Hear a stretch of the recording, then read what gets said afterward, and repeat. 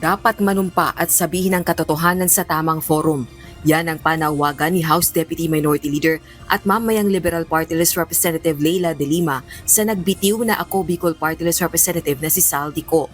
Ayon kay Congresswoman De Lima, dapat bumalik na ito ng Pilipinas at makipagtulungan sa ginagawang investigasyon sa maanumalyang flood control at infrastructure projects.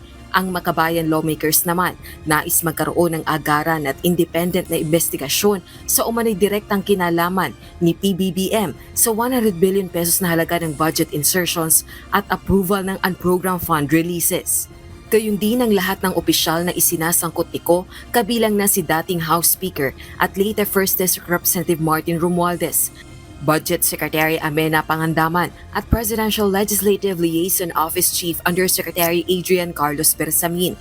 Pinaiimbestigahan din ng mga ito ang kickbacks at komisyon na natanggap ni na PBBM at iba pang opisyal sa infrastructure projects. Nanawagan din ng mga ito ng lubos na paglalantad sa lahat ng budget insertions at ang program appropriations sa 2025 budget at nakalipas na pambansang pondo sa ilalim ng PBBM administration.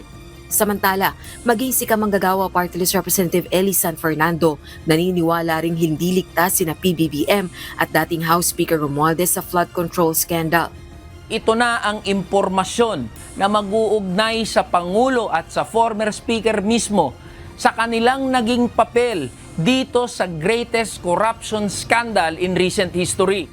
Gate din ito, dapat magkaroon ng independent at impartial investigative body na ligtas sa anyay impluwensya ng presidente para malaman ang buong katotohanan sa katiwalian sa infrastructure projects. Rosa Licoz, UNTV News and Rescue. Diyos ang aming sandigan, serbisyo publiko ang aming pinahahalagahan.